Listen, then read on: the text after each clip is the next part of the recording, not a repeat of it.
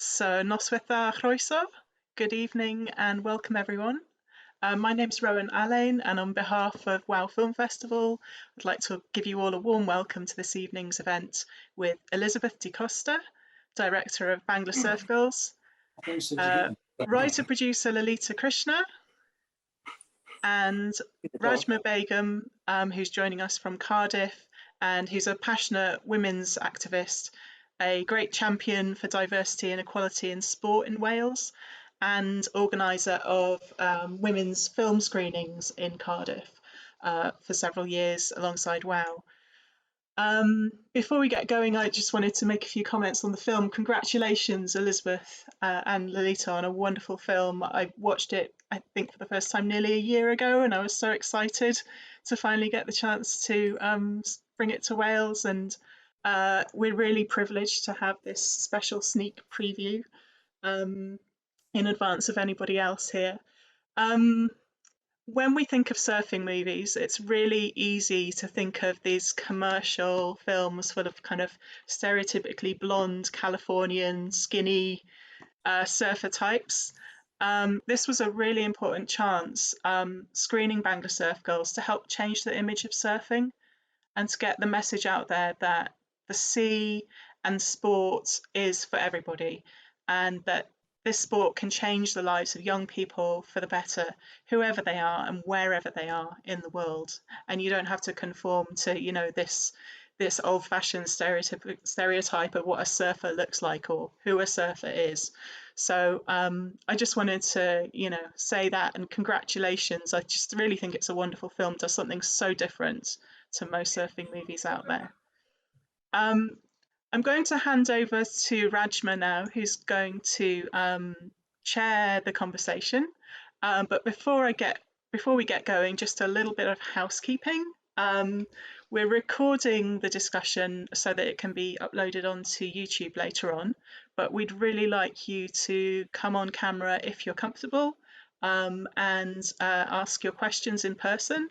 If you don't want to come on camera and ask questions, please do pop them in the chat and I'll be moderating that, and we'll put them to the team after about half an hour or so's discussion.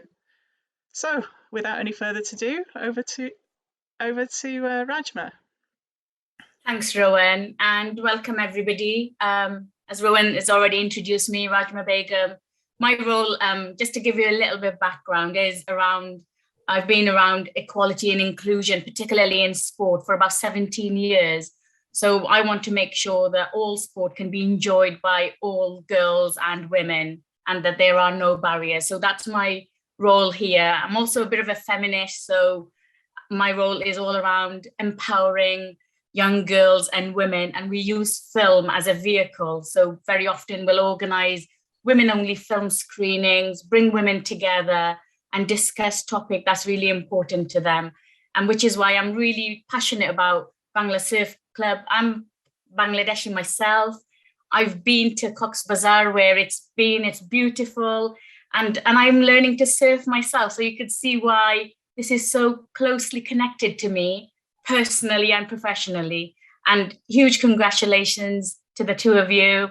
And we're really looking forward to screening the film club, the Bangla Surf Club film in Cardiff in May. We've got a number of women's organisations who are really rearing to go and bring all their members so we can watch it together, you know, real sisterhood. So thank you again. Thank you all for joining us. And I'm going to start with some questions. We'll have some chat. So just wanted to ask you both, obviously I know where Cox's Bazar is, but if you want to just talk a little bit about Cox's Bazar and how you ended up going to Cox's Bazar to make this film. Yeah, I'm not sure who wants to take this. Sorry, yeah, carry on. Yeah, well, I am Bangladeshi myself. I'm from Bangladesh. So yeah, I was in Cox's Bazar in 2016.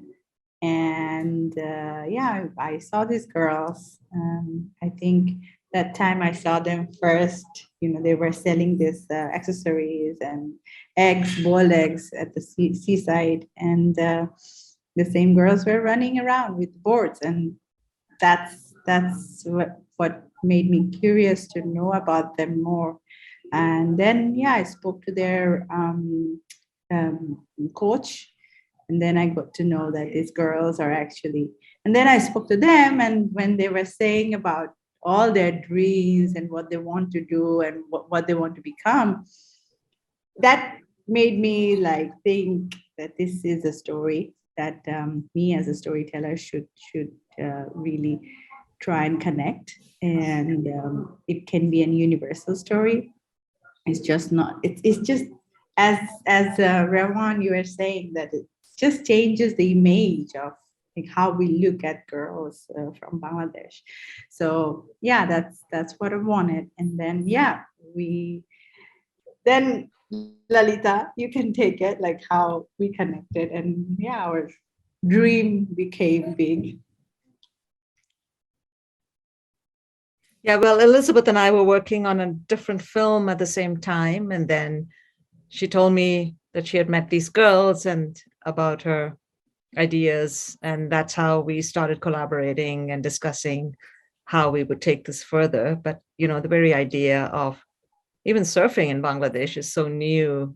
And then the idea of young girls from, underrepresented communities, even within Bangladesh, learning to do any kind of sports or any activities outside the home itself is so rare and unusual that I think all of those reasons we're all all of the things you mentioned, Rajma. Feminists believe in empowerment of women, young girls, and especially through sport. So all of those themes really resonated with us, and we thought this is something important that we should bring and use every possible tool that we had to bring this story to life. Brilliant, thank you. I mean, the girls really seem to, trust you. Did it take long? Did you have to speak to their parents in order to try and overcome some challenges? Hello, sorry. Yeah. Did you hear me? Can you repeat that? Sorry, Rajma. Yeah, I was just saying, the girls seem to trust you, Did it take you long to gain their trust, build that relationship with them? And did you have to speak to like their parents or guardians in order to get them to be part of the film? Oh yeah, absolutely. That's something that, it was like a challenge. First, I started to talk to the coach, and then they introduced me with the family, and convincing family, or actually showing them that what is this film about, because there have been a lot of other media that came in and covered them, but they were trying to understand, why am I going to film them for such a long time? Like, why? What is observational? They have no idea. So it took me time, and I think time and patience and the trust they had on me. And the girls saw, when the family trusted me, of course, the girls also started to trust me. The trust is something that gave me the opportunity to actually go really deep inside their daily life, which still shows that I'm still in contact in 2022. I mean, I'm still in contact, and we are still in regular connection. So yeah, it has been a challenge, but it took time. And yeah, through time, we got to, connect more deeply.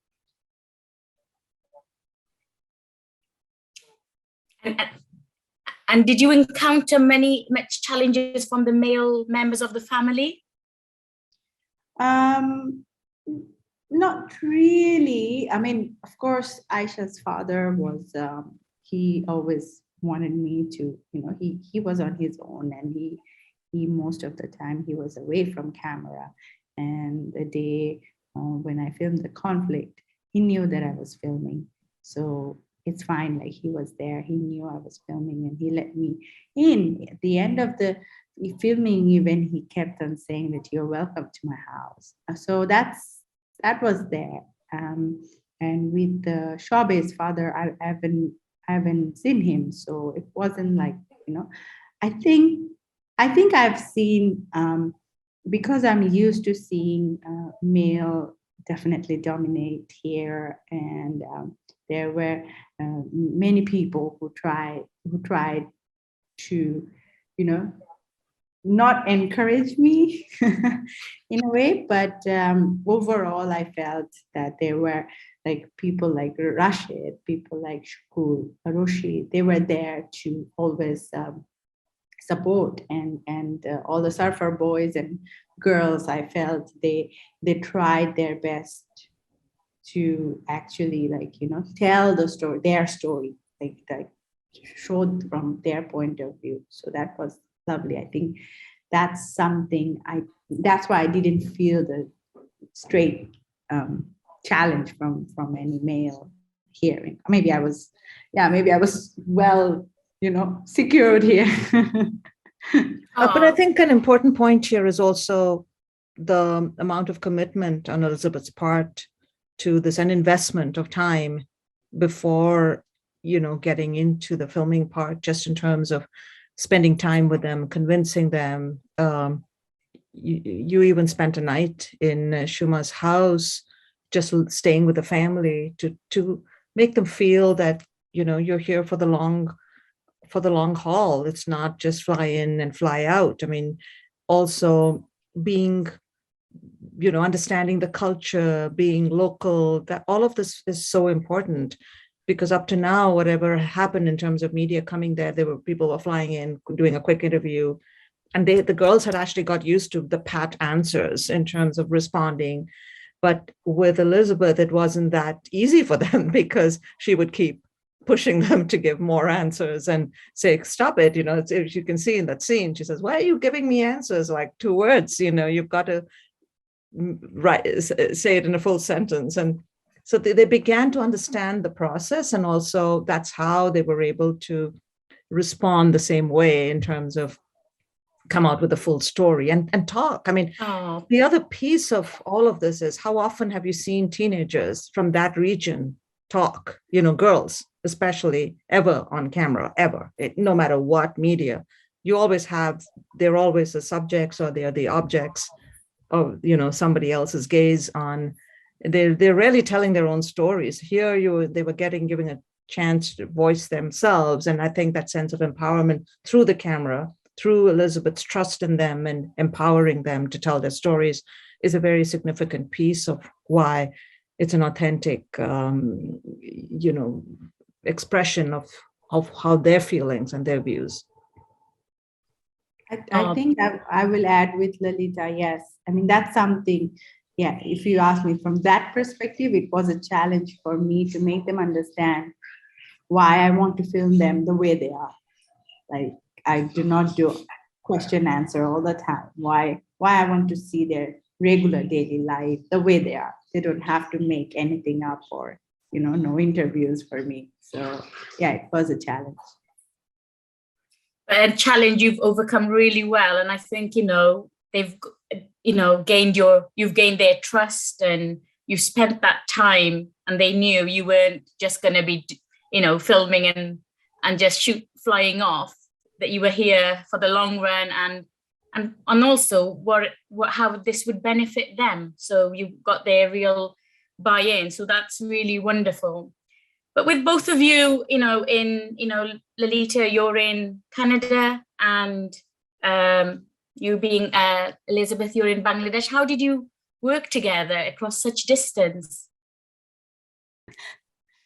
Long distance filmmakers. We've certainly perfected a new model of filmmaking, collaborative filmmaking, that's for sure. No, it worked really well. I think we talk a lot, thank God for technology, WhatsApp, Zoom, Skype, whatever worked at any given point in time, we'd use it. We'd talk a lot before the shoot, after the shoot. And then Elizabeth was sending the footage, and, we were screening everything in Toronto. And I think it worked pretty well, because it was also good, I think, Elizabeth, for for us, to have this kind of dialogue and a sounding board, because filmmaking is so isolating, right? You're just one person making a film, and you've it's all in your head, and then you have a troubled day. It's so great to be able to talk to someone and discuss everything. So, I mean, that's how we did it. So it worked well. Brilliant. And we're still friends. That's wonderful. And, technology helps in these situations. Do you think the fact that you're both women have an impact on the way you've worked together? Yes. Yeah, there's no ego, I can tell you that. That's for sure. Oh, yeah, we fought. That helps. For the best of the film. Yes, I think we were always on the same page, both of us. That's something that really connects both of us, I think, Lalita, yeah. Because our main, from day one, everything, I remember Lalita saying once, like I was like, okay, so what will happen to the film? Forget about film. Let's think about girls. Yes, let's think about. So it's just like, how we all, both of us, we had like a same goal that the end of the day, the voice that we are bringing, it's whose voice? It's the girl's voice we're bringing, and what will happen to them, like what we want out of this film. So I think that's something we both, I mean, yeah, Lalita, you can add. Yeah, I mean, at the end also, I mean, there were situations where, I mean, it's not, obviously filming over 3 years there were a number of challenges or a number of situations that don't always work out. And that's universal for any film, any project, not specifically to this one. So it was great to be able to talk it through, but also to prioritize on what's important and what we need to figure out was important. So therefore make the choices accordingly. And I think we were on the same page, because even when we didn't agree completely, we'd talk it through, and one person would convince the other and we would agree. And so we didn't really have any kind of conflict and I think that was because firstly, as Elizabeth said, we were on the same page in terms of our goals and what we wanted out of the film. And then secondly, it was about keeping our priorities and focus. That's wonderful. Thank you. And what did you witness the surfing did for the girls?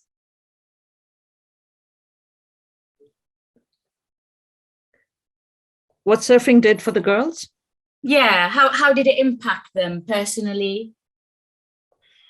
I think, I mean, I'm going to go first here because I just think, just seeing the footage, I think the sense of empowerment.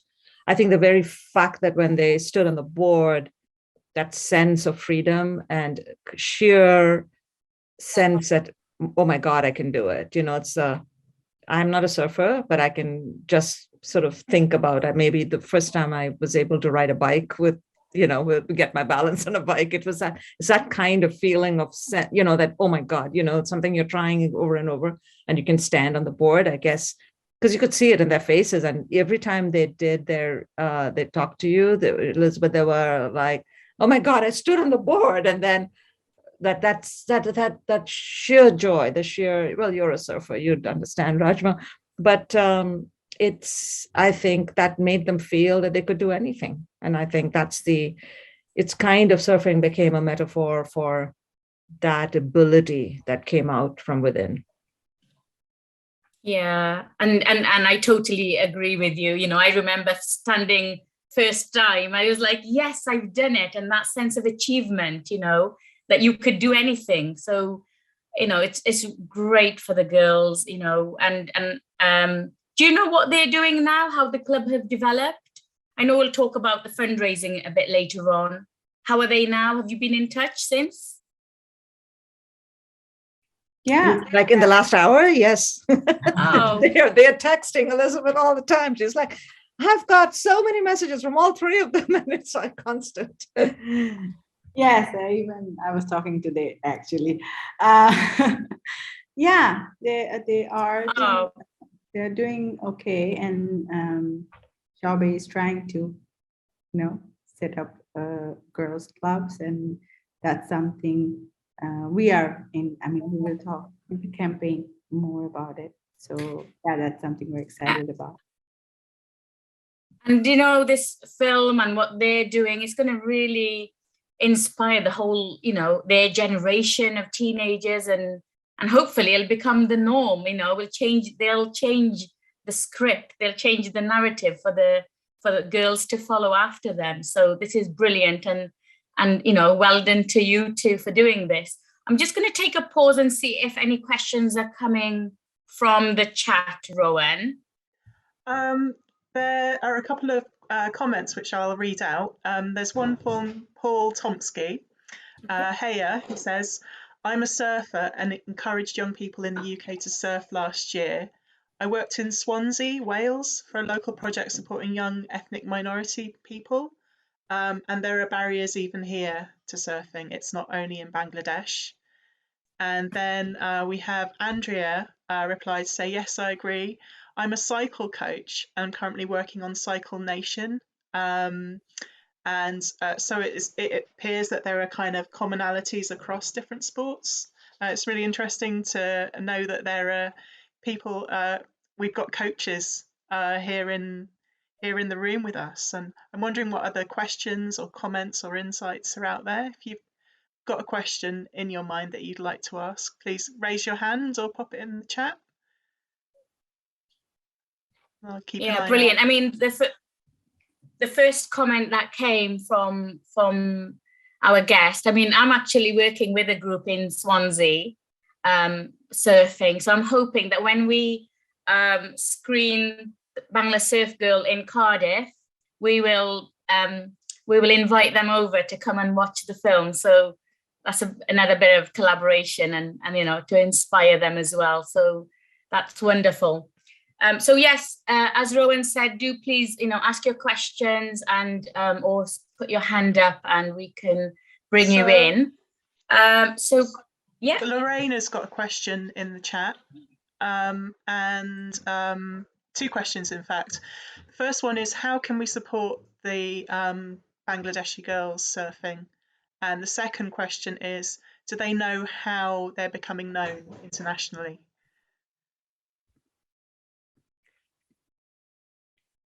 Well, one of the things I think that you spoke about briefly, Rajma, is one of the side, I guess, effects of screening the film has been, you know, everybody was asking us how they can support the girls. And so we have partnered with a local NGO to do some fundraising. It first started off as a way for us to ensure that they could continue to keep up, especially during COVID, for them to be able to keep up with, you know, surfing. Because as you know, from seeing the film, that the way in which they were able to support their interest in surfing was to substitute for the, you know, so provide something for the families. It really is an issue of poverty, right? The girls are not surfing, they're not doing anything, particularly because they had to work and in order to bring income to the family and feed the families.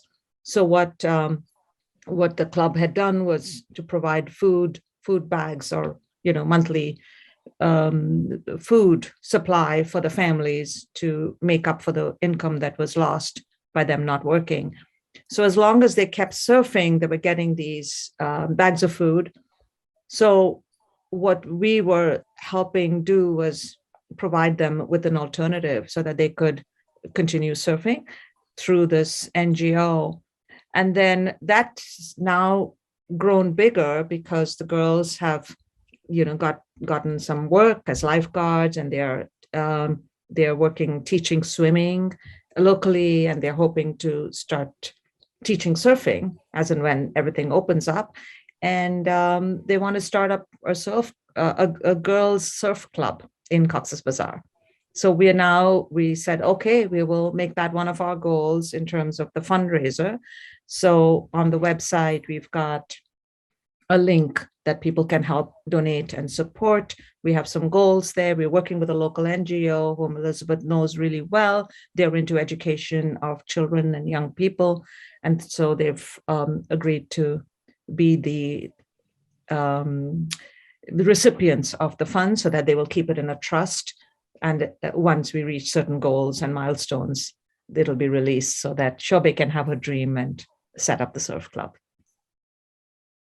Oh, that's wonderful. And Rowan, you're going to put the link on the chat for anybody who wants to kindly donate. And when we screen the film, we're hoping to also have a collection as well. So we'll be in touch with any donations that we collect from the screening. So thank you very much. In fact, I mean, to go back to your question, Rajma, if I may just add that, the effect of the surfing has been not only the empowerment of these girls in terms of the sports and the sense of freedom, it's also that now they've learned to dream and they feel that they have a future and they can do something beyond whatever was expected for generations of women, within their own families and their extended families. And they are, Elizabeth can tell us more about one of the other girls who's not featured in our film, but was part of the surf club. She's become a young businesswoman. She's operating a whole business venture, getting photographs taken, and she's very much part of this surf club, this whole initiative of setting up this girls' surf club. So talk about empowerment. I mean, these young women are really paving the way for generations of girls to come. So the impact is just absolutely phenomenal. Oh, fantastic. Did you want to add anything to that, Elizabeth? No, I think Lalita covered all. Brilliant. Thank you. That's fantastic. And so if I go to talk about the film itself, did you have to rigorously stick to the script quite rigorously during the shooting, or were you? No, I think it just flowed. Yeah, I think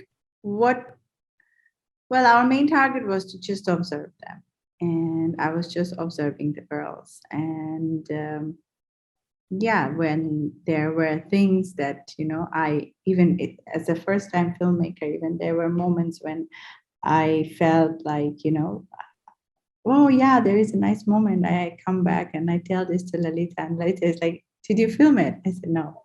And then I remember it was my also learning process working with Lalita is that, there were moments that I was describing to her, but I didn't film. So she was like, if it's not filmed, it's not there. So it's something, there were this kind of process that I learned. And I think we really wanted it to go with the flow. Like we wanted the whole thing to unfold, and we didn't know what will come in front of us. I mean, if you see the whole situation with Shobe, of course, like any filmmaker's dream is different. Like we would love to see her going to India in the film, but I'm just saying the storyline. When it didn't happen, it's just we didn't. It's also from our side. We didn't give up. We were looking at it from a story angle that it is a story. It is still a story of Shobe and girls like Shobe who wants to keep on going, even though when she even said in the film that her life is like waves. She keeps on falling and keeps standing back. So, yeah. There's a little follow-up question in the chat, possibly to that, which is from Chris.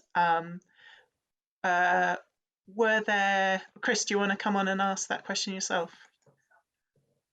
I spotlight you so everyone can see. I was actually just going to ask Nag, I was going to say thank you for such an excellent film. And I was going to say, with the 3 years you filmed it, are there some scenes that you are disappointed were cut? And the other bit is just about the type is that the argument sequences are incredibly raw, where it feels as if we're directly in the household. I was wondering, was it that much of a challenge for all of you to not say something behind the camera, but just to sort of disconnect yourself and film it taking place? Thanks, Chris. Thank you, Chris. Lalita, you want to go first? Oh, you were there. You were filming. You. Of course, there were few favorite moments of mine that didn't make it to final cut, and I remember telling myself, like, yes, this film took my blood, sweat, and tears, and now um, I remember fighting with Lalita. I was like, no, why this scene won't go? But then, again, I went back to myself thinking like, why do I need this film for this scene for this film, like for this specific film? Like when I revisited and thought about it, and yeah, there were moments that I really felt like, oh my gosh, the access is great. It looks like how I'm filming this. Sometimes filmmakers ego comes in, or filmmakers like, okay, I got this. I want to show the whole world. But then I revisited, and then I figure out this is a story about girl, and it doesn't go with the whole thread. And yeah, there were moments of breakdown, of course. And while filming with the argument with the dad, it's just something that I think with a bit of forecasting, as previously working as a producer, like bit of forecasting is like, her dad is angry today, things might go wrong, and I was just filming, and when things really went really like, he burst out, I was just there. Definitely, absolutely, there was kind of like, in my head, I was like, oh my gosh, I don't know, let's see what happens. It's just like I needed to, follow my gut and just film there, standing there. He saw me, everything happened, and he saw I was with camera. So yeah, at least he didn't break my camera, but yeah, it was like just that, moment when I was just filming and didn't say a word.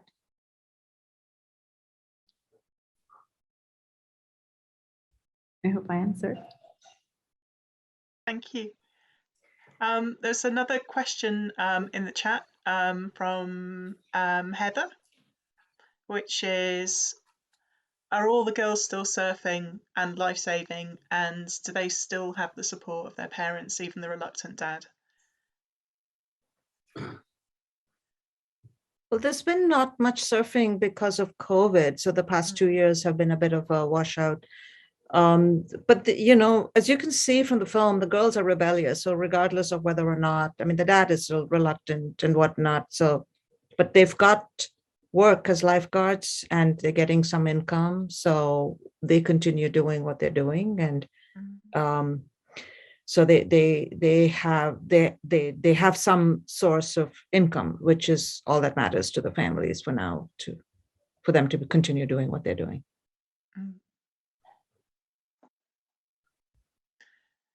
It's great to hear that there's some source of income still, even under these. Well, the income is trying... largely through, we are able to support them to an extent, and because if we get prize money or something, we're able to, and then there is a local NGO who's helping out. That's great. There were a couple of, I suppose, linked questions. One from Lorraine, and is there anything we can do to help with the passport situation? And another one from Rhonda, with what happened in the end with the competition in India. Obviously, the pandemic would put a stop to most travel at the moment, but is there anything that we can do to support future dreams of travel and that kind of thing? Yeah, I mean, passport is a situation. Of course, she's over 18 now, legally. Like, she should get her ID and passport and everything. Yeah, it's this is pretty situation here. I mean, I'm trying to solve it. Even during filming, we submitted. She even submitted apology letter to the passport officers. So I don't know, like that's something maybe yeah, someone can arrange or help. Yeah.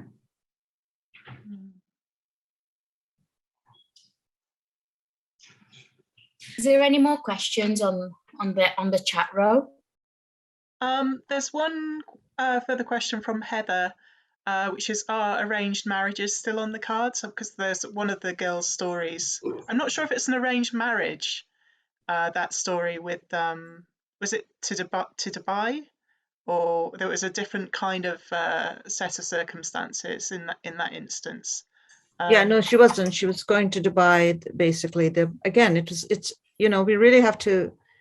One of the things that we really wanted to do with this film is also break a lot of stereotypes and a lot of preconceived notions about various societies, and we really wanted to make sure that was clear that these girls, their situation is really one of poverty, and it's that is true around the world. It's universal.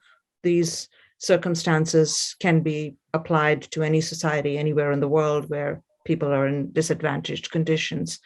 So when the family was desperate, they were thinking about sending the girl to work and that was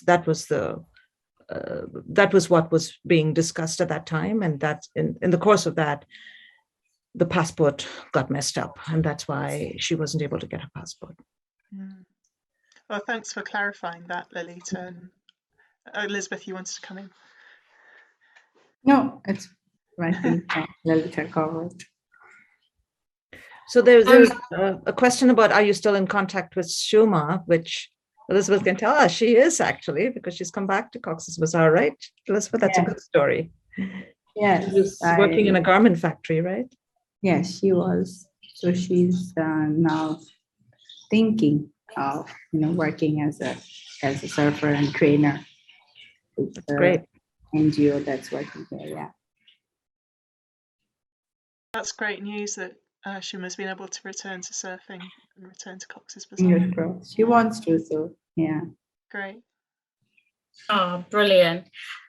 Obviously, you've done a fantastic job, and you really enjoyed making the film. If you were to do it all over again, is there anything you would change?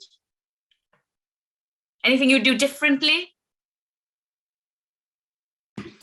I think what I've learned through this filming, yeah, I would love to, at first it was, as I said, that when I started filming, it was kind of a bit of challenge for me as a filmmaker as well. I went with full-fledged crew and first filming. It didn't work out, and I remember my crew, they were male, like the DP and sound guy, they were both male. And it was nice that they encouraged me that after 9 days of filming, they were like, you have to concentrate with them on just be with them with the camera. Don't bring us. And I think that's something Lalita also, she believed in me. I think I had like less confident that time. I was like, no, I don't think, I know I studied film, but I don't know how, I know how to do camera, but I don't have the courage. I think, everybody pushed me. And if I have to redo, I think I've become more confident than, it's been 5 years. Yeah, more confident. Brilliant. And I would wish there is no pandemic while we are doing the premiere. That's something next time. But it helped me grow a lot and understand storytelling better, curating a story, and bring out more new stories and explore. Oh. Brilliant. And next question I was going to ask is what Chris has already asked as well. Read my mind, Chris. So what's next for you guys? Any plans?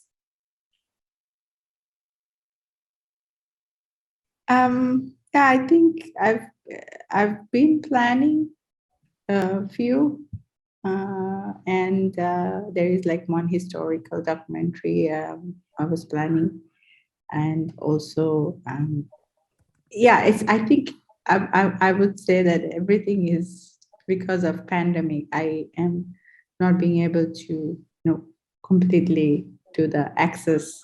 I want to secure my access first, and then being able to like proudly say and pitch. So yes, that's something that I'm still planning on. So yeah, there are a few stories. Brilliant. And for knows, you, Lalita? Lalita might collaborate again.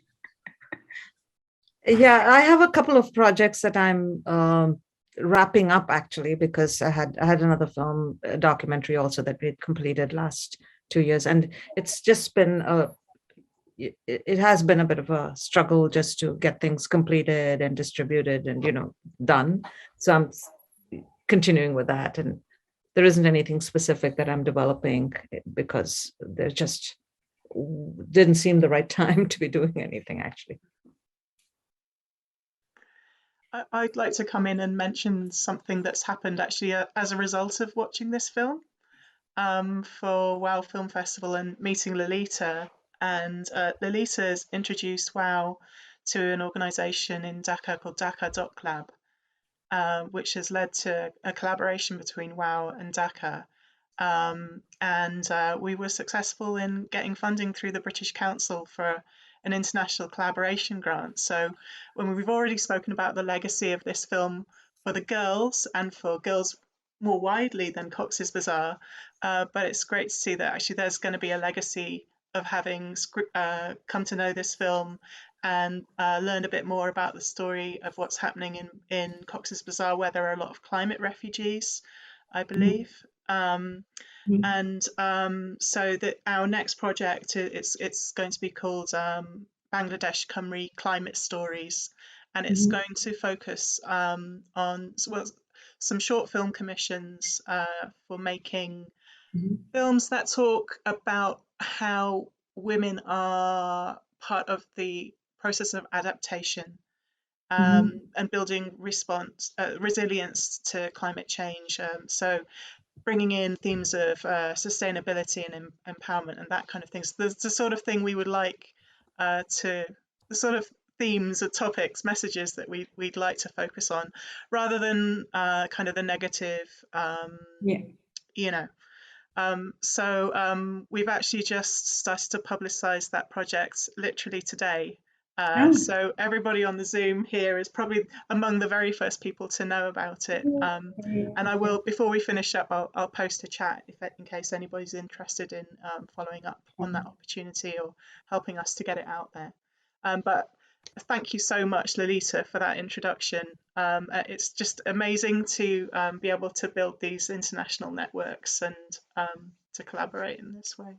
That's so wonderful to hear. I'm so glad it worked out. Yeah. And may these relationships continue. Absolutely. So, is there any other questions from the chat, or would Lita or Elizabeth, you have any messages for the colleagues here, guests, sorry, I'm in work mode, guests here or whoever will be watching, any messages or anything else you want to say before we wrap up? I'd just like to say it's really, really late in Bangladesh for Elizabeth, and we've kept her up way past her bedtime. Thank you so much for being so generous with your time and sharing your experiences this evening. It's been really wonderful to hear, and for you, Lalita, as well. Just the sheer passion that I hear in your voice when you're talking about this project is fantastic.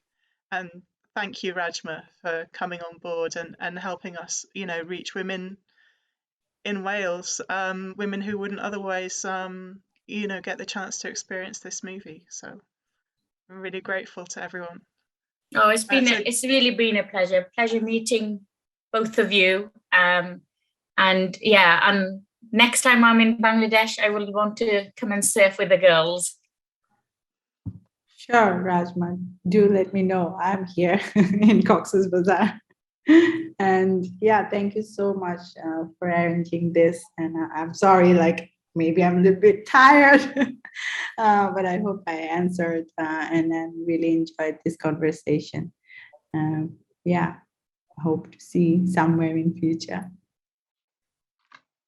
Yes, and thank you. Thank you. You've been excellent partners. I mean, Rowan, I feel like I've gotten to know you through all our Zoom conversations, and it's been just wonderful. I think the passion that Elizabeth and I started this film with that you spoke about, I think it's so wonderful to see that having, borne fruit because of the way audiences are reacting to this film. And, I get to meet people like you, and we all do. And this is just, I think this has been a great reward, and we'd love to spread the word and let people know.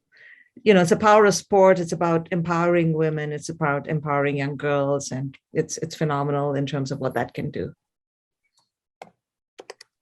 Thank you so much. And I think it's probably time for us to wish Elizabeth in particular, Nosta, good night. Thank you. Yeah. Okay. And I hope that everybody else here gets the chance to enjoy some more WOW films during the course of the festival. We're really, really grateful for your support. Please do send us all the feedback that you can over Twitter or Facebook or email. We'd really like to know, particularly for those of you living in rural areas or who have difficulty accessing the cinema, what this online experience does for you, how we can improve it in the future. So thank you very, very much indeed for making time to come along tonight. And thank you in particular to our guests, Elizabeth Costa, Lalita Krishna and Rajma Begum in Cardiff. Enjoy Thank you the very film. much. Enjoy the festival, everyone. All the best.